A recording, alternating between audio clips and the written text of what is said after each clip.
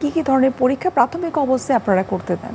যে কোনো ধরনের আমরা বলি ইনফ্লামেটরি ডিজিজ বা বাতজনিত ক্ষেত্রে আমাদের ইএসআর এবং সিআরপি সাধারণত একটু বেশি থাকে। আচ্ছা। এর পাশাপাশি হাতের যে বাতরোগ, যদি আমি বলি যে রিউমাটয়েড আর্থ্রাইটিস, তাইলে তার ডায়াগনস্টিক ২টা টেস্ট আছে, যেমন আরএ ফ্যাক্টর এবং এনটিসিসিপি। এটি দেখে আমরা নিশ্চিত হই। আবার কোমরের যে বাতরোগ, সেগুলো আমরা এক্স-রে দেখে আমরা কিছু চেঞ্জ দেখে আমরা বুঝি। এর পাশাপাশি HLA-B27 একটি বিশেষ ধরনের পরীক্ষা আছে, সেটি দেখে আমরা নিশ্চিত হই যেটি স্পন্ডোলার্থ্রাইটিস বা এই ধরনের বাতরোগ কিনা। আবার যদি দেখি যে মাংসপেশির বাত, তাহলে মাংসপেশির ক্ষেত্রে আমাদের কিছু এনজাইম আছে, যেমন সিপিকে, আচ্ছা। অ্যাডলোলেজ, এই ধরনের কিছু এনজাইম আছে। এর পাশাপাশি আমরা ইএমজি করি, এনসিএস স্টাডি করি। এটি দেখি অনেক সময় বায়োপসির মাধ্যমে, ওখান থেকে টিস্যু নিয়ে সেটা পরীক্ষার মাধ্যমে আমরা কিন্তু নিশ্চিত হতে পারি। তো এভাবেই প্রত্যেকটা বাতের জন্য নির্দিষ্ট কিছু পরীক্ষা আছে, যে পরীক্ষার মাধ্যমে আমরা সংশ্লিষ্ট বাতের ব্যাপারে নিশ্চিত হই। যখন তিনি বুঝতে পারলেন তার এই রিলেটেড প্রবলেম হচ্ছে, অনেক সময় তারা কিন্তু কনফিউজ থাকেন যে আমি আসলে কি মেডিসিনের ডাক্তারের কাছে যাব নাকি আমি একজন অর্থোপেডিক্সের ডাক্তারের কাছে যাব। আমি যে লক্ষণগুলো বললাম, সেই লক্ষণগুলো যদি থাকে তাহলে আমি বলবো যে অবশ্যই রিউমাটোলজিস্টের কাছে যাবেন। আচ্ছা।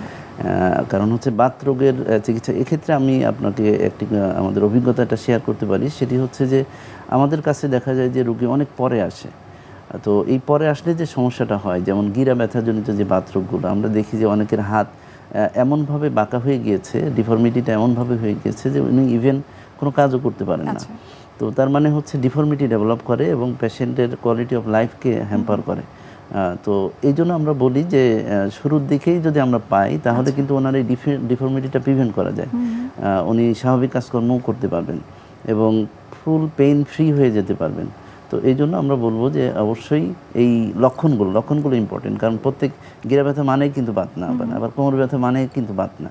সুতরাং সুনির্দিষ্ট লক্ষণ আছে। তো এই যে লক্ষণগুলো আমি বললাম, এই ধরনের কারো যদি থাকে, যারা দর্শকরা শুনছেন, যদি থাকে, আমি অবশ্যই বলবো যে আপনার the prime physician should be rheumatologist. রোগীদের সংখ্যা অনুযায়ী যে পরিমাণ রিউমাটোলজিস্ট থাকা উচিত সেই পরিমাণ রিউমাটোলজিস্ট কিন্তু আমাদের বাংলাদেশে আসলে কিন্তু নেই। এখন বাংলাদেশ মেডিকেল ইউনিভার্সিটি যেটা, এখানে প্রথম ডিপার্টমেন্ট শুরু হয়েছিল 2012 সালে।